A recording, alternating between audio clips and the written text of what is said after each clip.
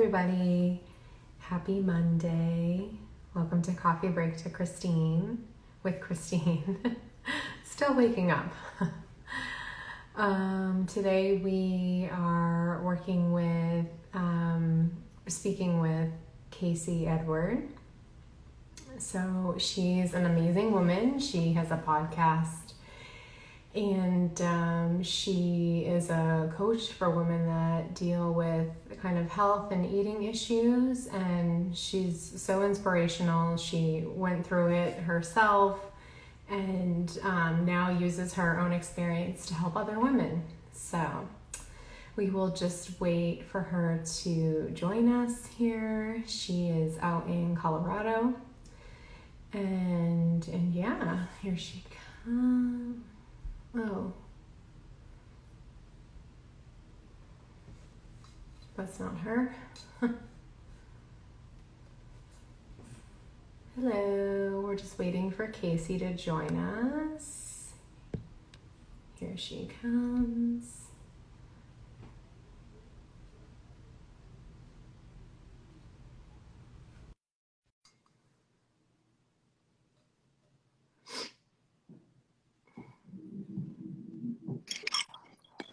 Hello. How are you? Happy So good. Monday. Happy Monday. Yes. It's early where you are. Yeah, it's 10 a.m. I woke up with a lot of energy though, so I'm ready to go.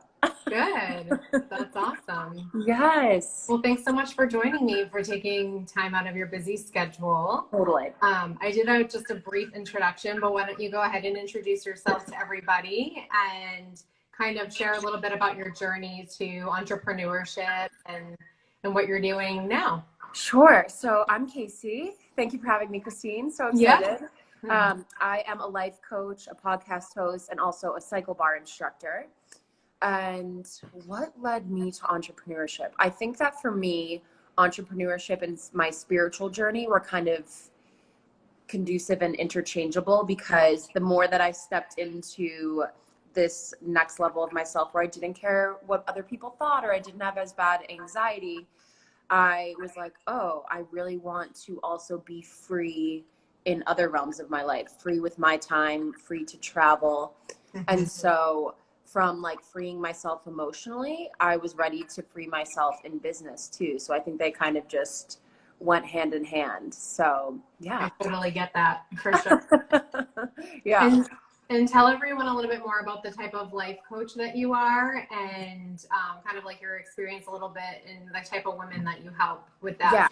Yeah. So I've been coaching for a few years now. I have a certification. I got my certification simultaneous to doing yoga teacher training. So that was a big year for me. That was a lot of growth and learning.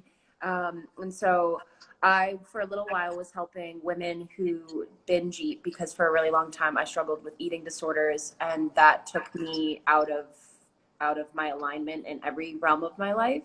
Mm-hmm. But now I just help women who overall just need change. You know, a lot of people, especially entrepreneurs, will deal with anxiety, and it's just not necessary. We don't have to live like that. So, you know, whatever way anxiety and overwhelm comes out, there's different facets. For me, it was eating. I tried to find control with eating as my outlet to escape from anxiety. But some women, it's, you know, that they want to be an entrepreneur, but they don't believe in themselves.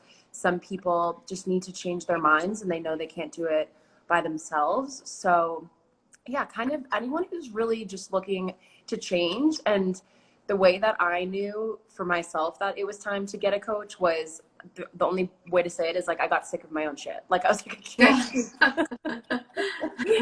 can't keep living like this. Like, this is insane. I've got to make a change. Yeah. And about how long ago was that? Like when you started to get control of the eating and like that whole thing, how long ago was that?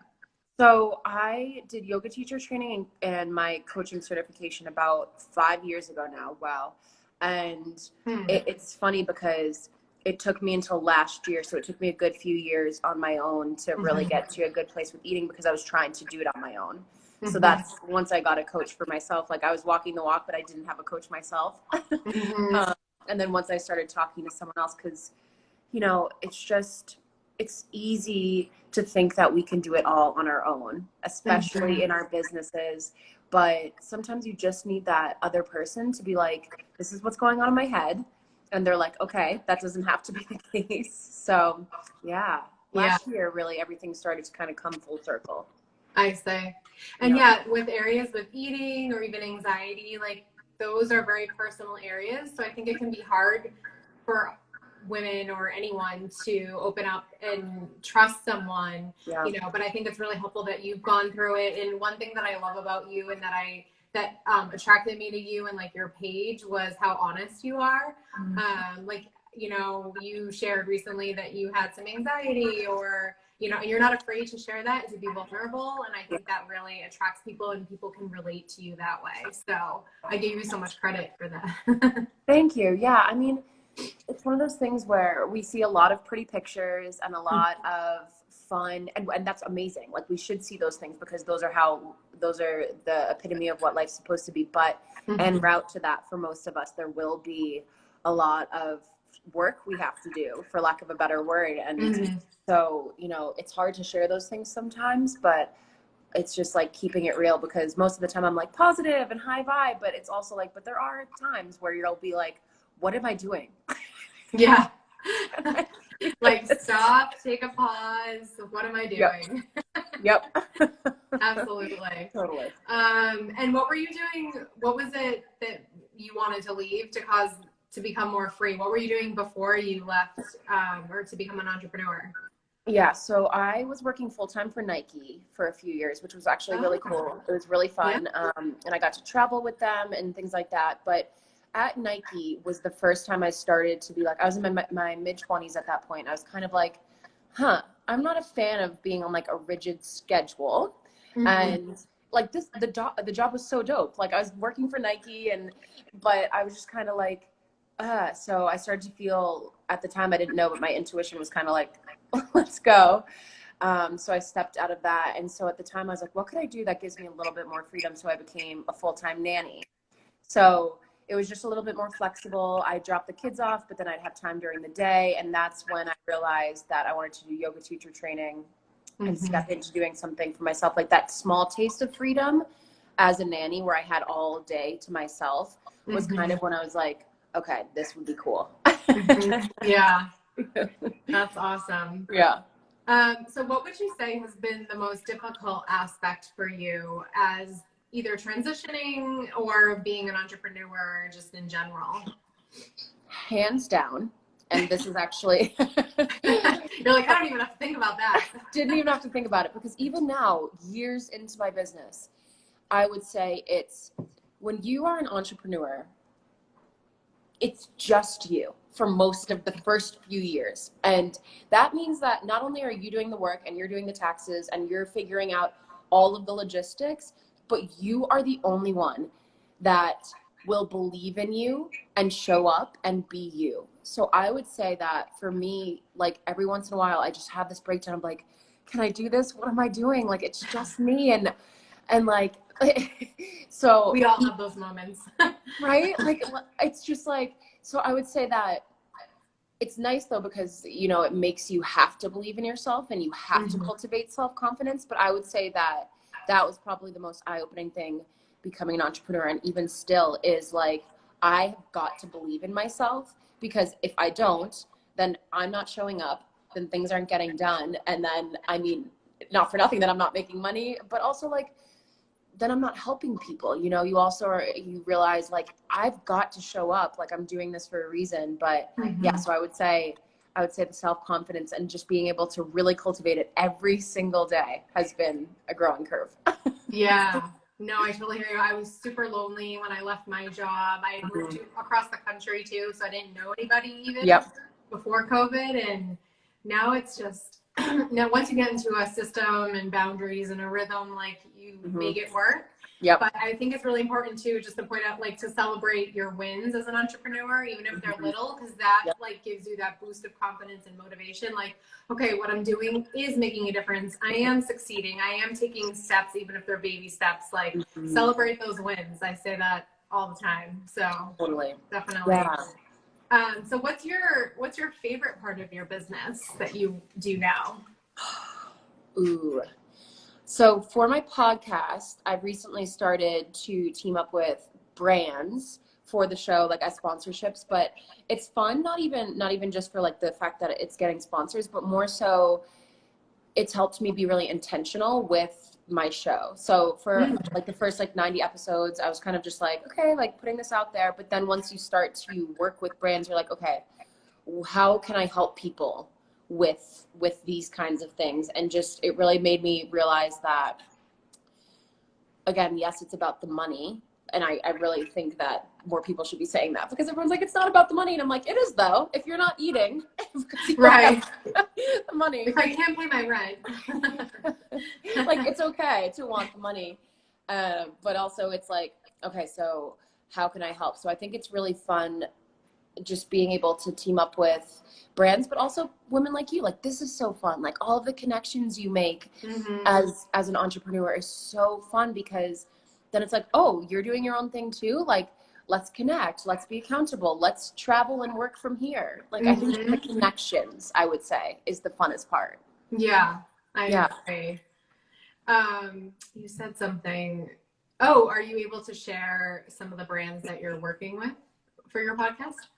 That's a good question. I haven't actually released the episodes yet, so maybe not. Okay, that's okay. Maybe I should look into that. I'm like, I don't Just even know how this guessing. works yet. That's really cool though. Good for you. So happy. Yeah. And I actually, that actually is something that I would say too, and I'm sure you've experienced this, is something that's really important for entrepreneurs at any stage, especially if you're just starting though, is trusting that what you're doing is working. So a lot of the times what we're doing as entrepreneurs is kind of guesswork. Like, you're just tossing the reel out there and hoping and being like, am I going to catch a fish? Is something going to happen? And I would say that the biggest ally you can have on your team is it's trusting yourself, like cultivating this trust in yourself, because you have two options. You can sit there and be like, all this work I'm doing, like, is anyone even seeing it? Is this going to work? Is anyone even listening? All of the things working out. I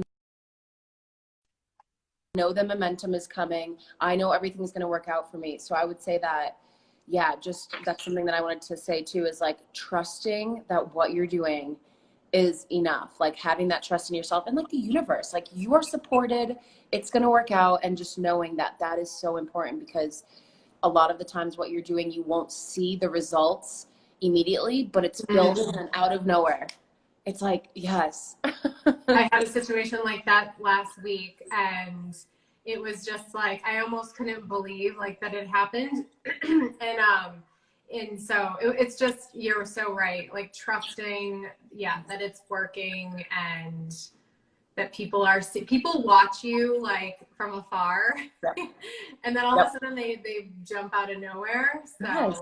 you just never know. And I think even just always, well, depending on your business, but looking like anyone can be a client, Yep. so like carrying yourself in a manner that if someone's watching you when you're out for a run, or like whoever, like, you just never know who you're going to meet, or that Totally. could be a potential client. So Totally. definitely.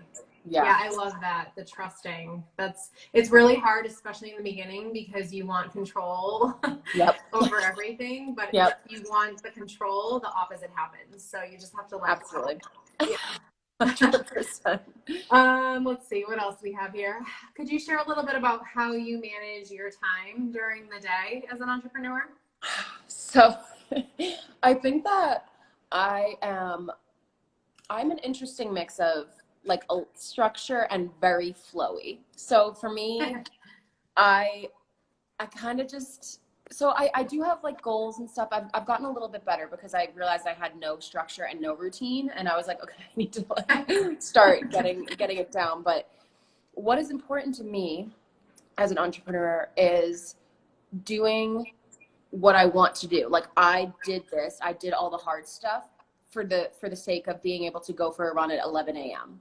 Right. And for the sake of being able to cut out at 3 and go get coffee with my friends. So for me, it's like I have these things, I write them down on Sundays, I go over what I want to do, I kind of have a general overview of the week. Mm-hmm. And yes, of course, like I have meetings at certain times and podcasts at certain times. But other than that, I really try to tune into intuitively how I'm feeling.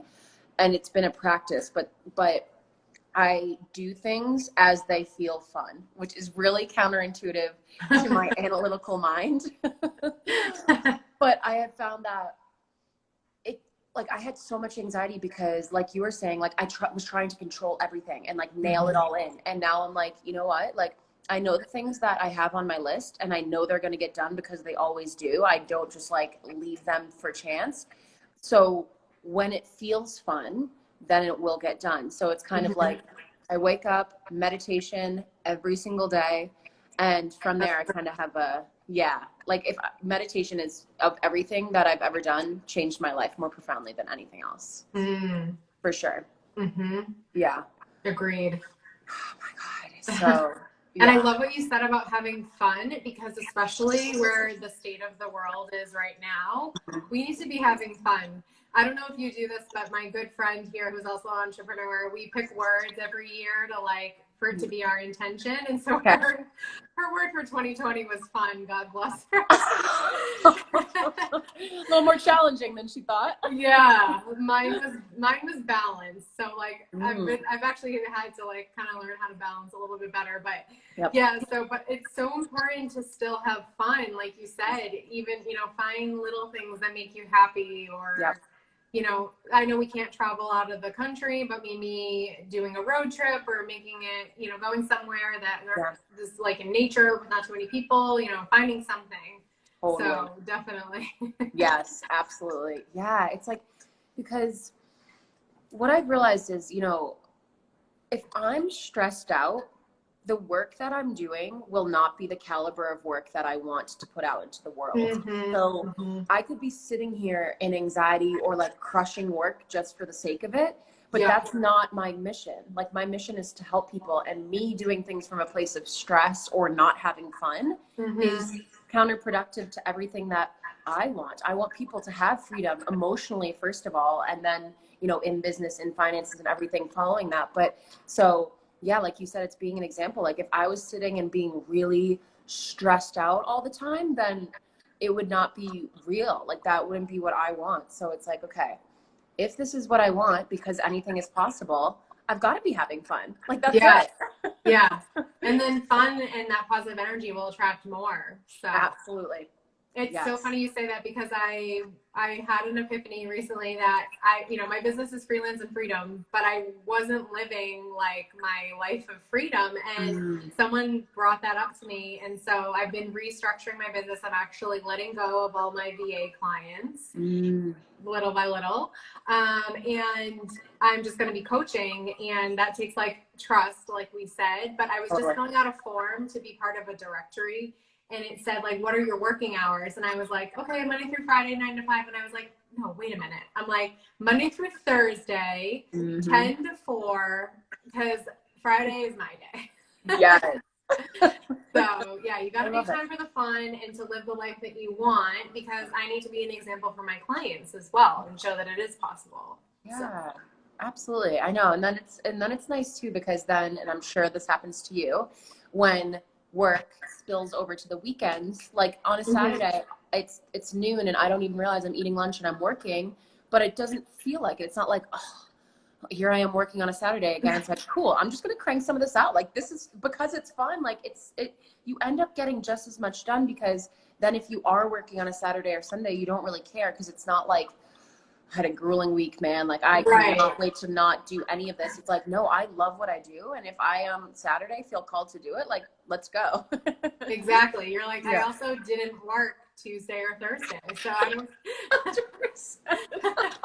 don't really care if I work on Saturday, because I don't even know what day it is. 100%. 100%. Yes. Okay, another question I have for you, and I have a feeling I know the answer from what you said before, but how do you manage the emotional ups and downs of entrepreneurship? Because we know there's lots of them. So what is your go-to? So meditation first and foremost, Mm-hmm. because that allows me to bear witness to everything going on. Whereas Mm-hmm. I used to be sucked into it and be like, I'm sad, I can't do this. I was just so caught in the mental stories. So first Mm-hmm. and foremost, meditation, because then every morning I get clarity and then I have the space to cultivate the mindset that I want. Like I just Mm-hmm. watch the thoughts and I'm like, what am I dealing with today? Yeah.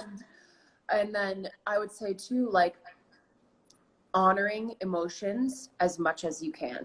So if you're feeling sad as an entrepreneur, cry, feel how you're feeling, call a friend or someone you trust. So last week I was just having one of the moments that, you know, I don't have them often, but I just had this breakdown of like, my God, like, what am I doing? I've been doing this for years and still I was like, what am I doing? Like, can I do this? It's just me. Can I really do this?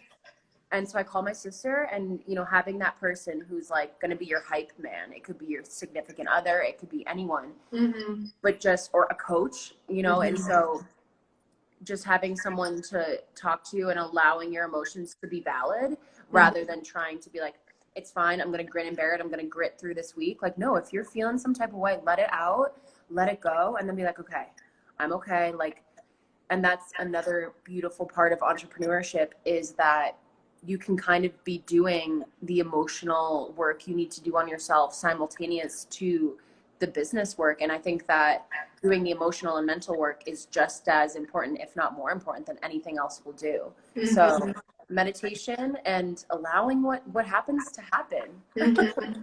Yeah. I think it's so important to not push the feelings down because they're going to come out in another way, and Yep. it probably won't be a healthy way.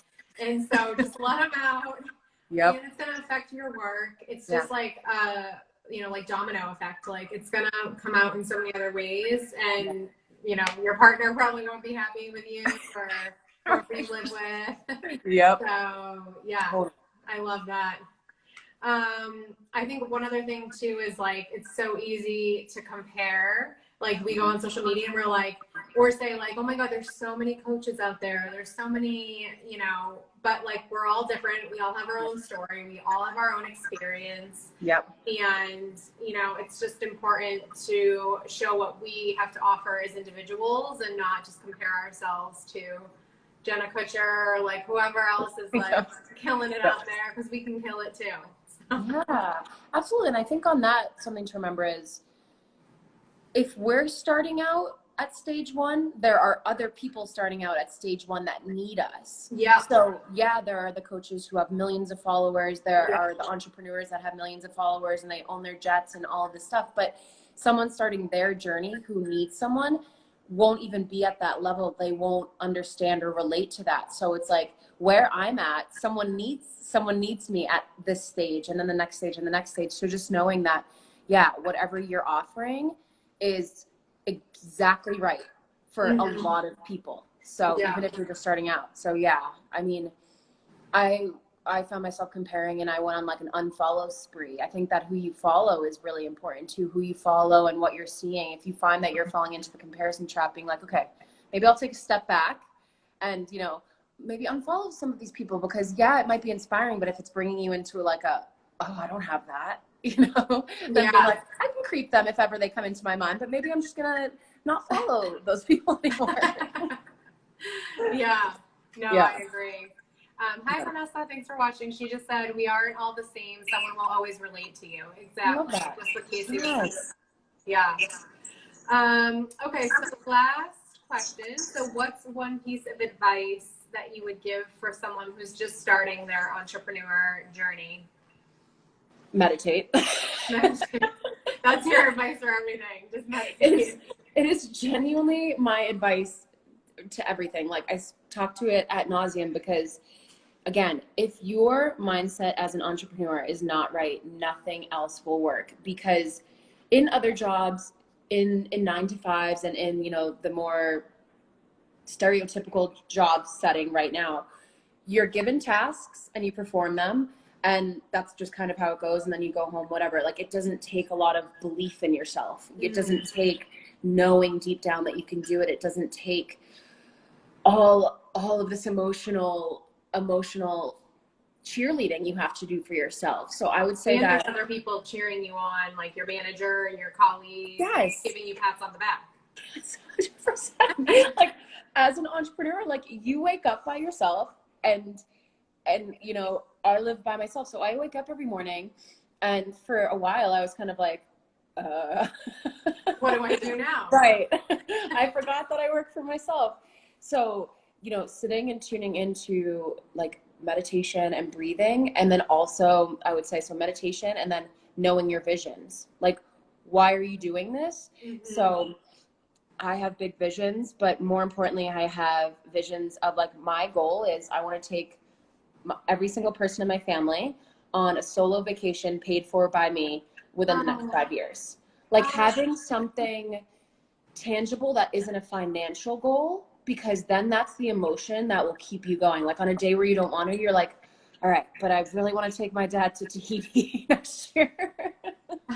Whatever it is. So having fun goals, and then when you meditate, just tapping into being that version of you. Yeah. And so what would you say to people though that don't know how to meditate, or like, you know, you say just meditate, but some people with anxiety or like ADHD have a really hard time sitting still for more than a minute?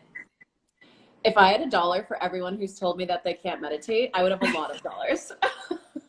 I will say that I get it. I began my meditation practice because my anxiety was so severe that I pretty much couldn't function. I mean, on the outside, I was a really extroverted, happy, seemingly happy person. You know, I was outgoing and I was a runner and I was on Instagram, but inside I was just crumbling. And I was like, you know, I had a significant other and I had a job and I was really fit, but I was like, why is this happening to me? Like, it was just this illusion of something was always wrong. And so for me, I mean, it's so easy now. Like YouTube is fantastic. And I read a book called 10% Happier by Dan Harris, and that taught me to meditate. He has a podcast called 10% Happier. I have a podcast where I talk about meditation and how to do it. Resources are kind of infinite now for meditation.